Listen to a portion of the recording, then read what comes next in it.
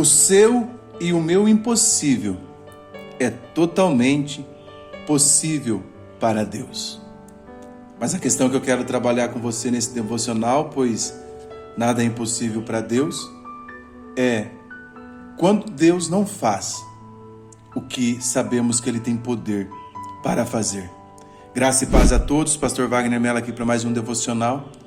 E hoje eu vou usar essa temática, só que eu vou pensar com você sobre ela, numa perspectiva não do que Deus fez, mas do que Ele deixou de fazer e como nós podemos nos comportar quando isso acontecer na nossa vida. Porque quando eu afirmo que Deus pode tudo, eu tenho que entender que essa afirmação é: Deus pode tudo, inclusive Deus pode deixar de fazer o que Ele tem poder para fazer. Eu de você anotava essa frase para você não esquecer nunca mais na sua vida. Deus pode tudo, inclusive Deus pode deixar de fazer o que Ele tem poder para fazer. E quando Deus deixa de fazer por nós o que Ele tem poder para fazer em nós e por nós, qual deve ser o nosso comportamento? Murmuração? Reclamação?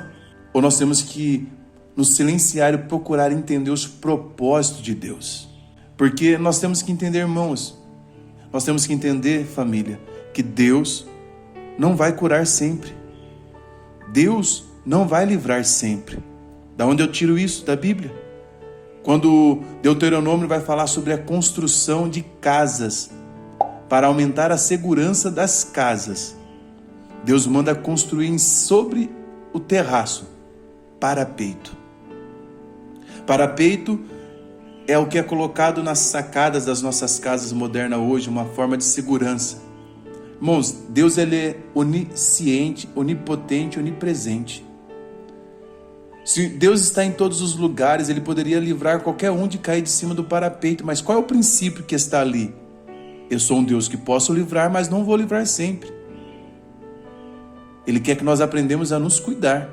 Eu sou um Deus que posso curar, mas nem sempre vou curar. E quando Deus não cura? E quando Deus não liberta? A Bíblia diz que tem 2 apóstolos na prisão em Atos capítulo 12. 2 apóstolos estão na prisão. Tiago e Pedro. A igreja ora, Pedro é liberto. Mas você acha que a igreja não orou por Tiago também? Mas o que aconteceu com Tiago? Tiago foi morto.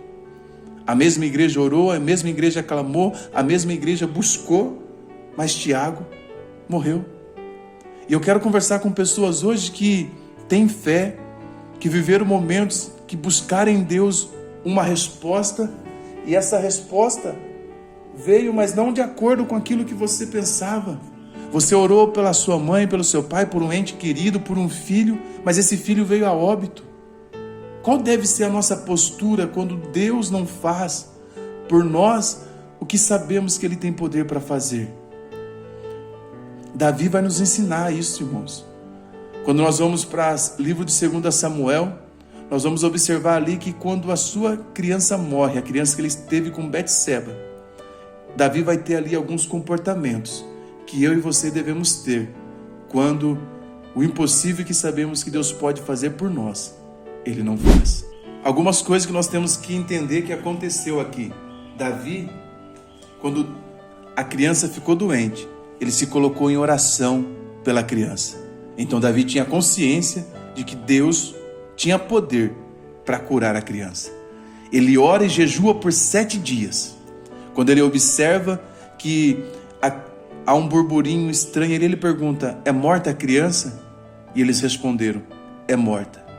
Aí, 2 Samuel capítulo 12, a partir do verso 20, começa a descrever as ações de Davi diante da notícia que ele recebeu. Verso 20: então Davi se levantou do chão.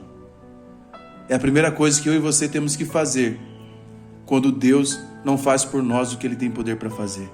É se levantar. Quando Davi se levanta do chão, ele está mostrando para o problema que está instaurado, ele está mostrando para a dificuldade que está formatada diante dele. Eu estava prostrado diante de Deus.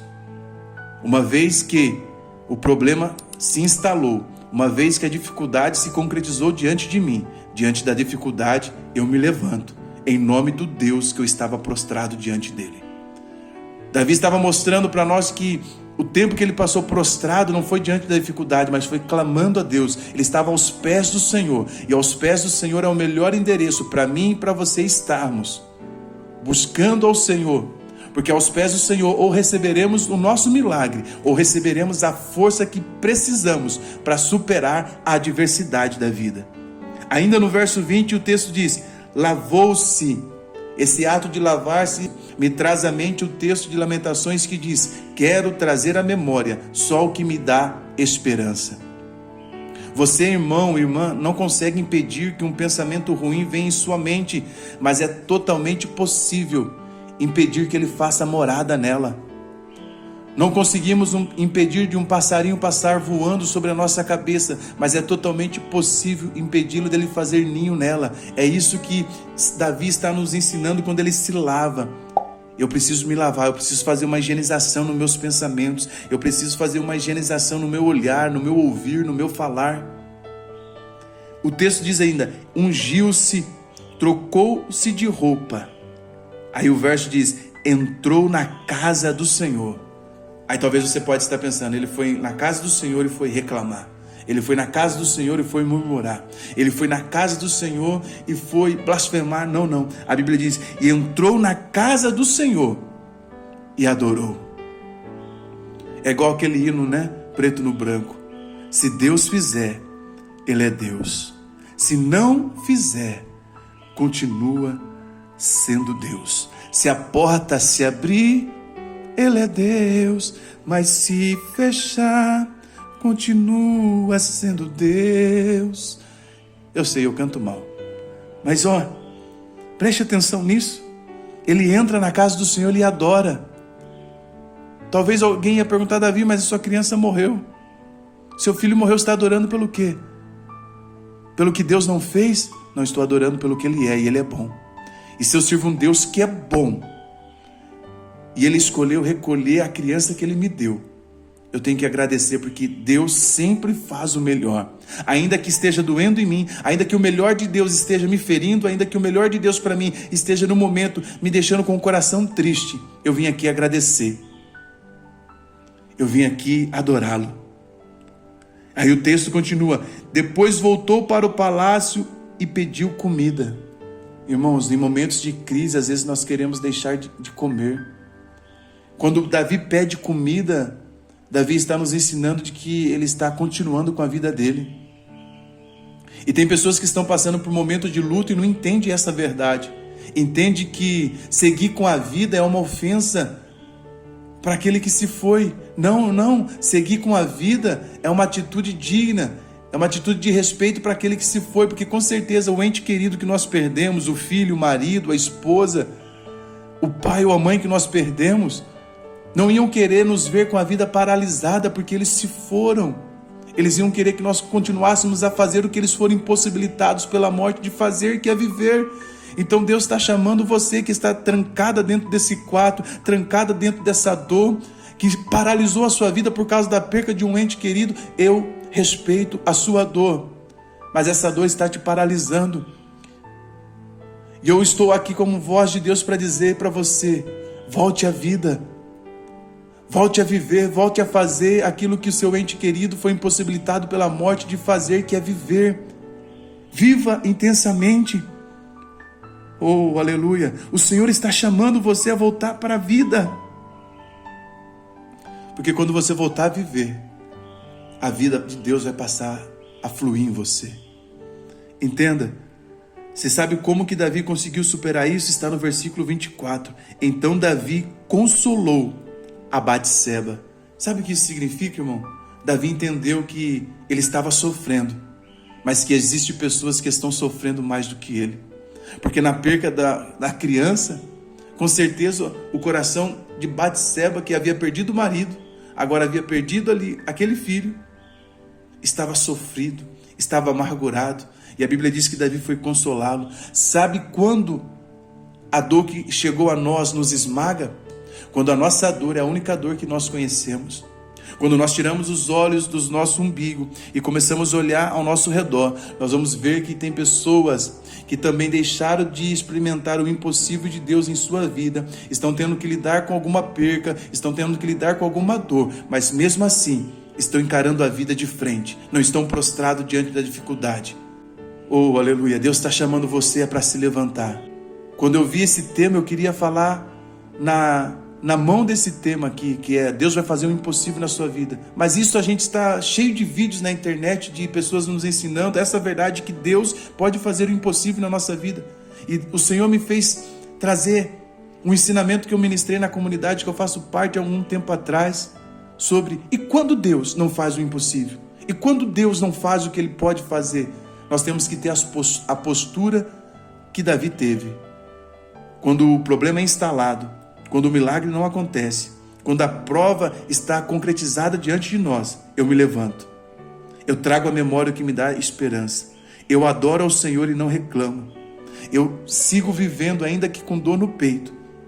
E eu olho ao meu redor e vou perceber que tem pessoas que estão sofrendo mais do que eu. Mas mesmo assim elas não desistiram da vida. Aí eu me comparo com elas? Não, eu me inspiro nela. Se elas conseguiram, eu também vou conseguir.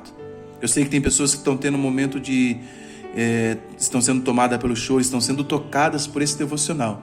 Entenda, Deus enxugará dos teus olhos toda lágrima. Não desista. Ainda que talvez nesse momento você esteja passando por um período de dor, mas é passageiro. O salmista diz, ainda que eu passasse pelo vale da sombra da morte, eu não temeria mal algum, porque tu estás comigo. O salmista não disse ainda que eu habitasse no vale, ele disse ainda que eu passasse. Sabe por quê? O vale é passageiro. Ele tem começo, ele tem meio e ele tem fim.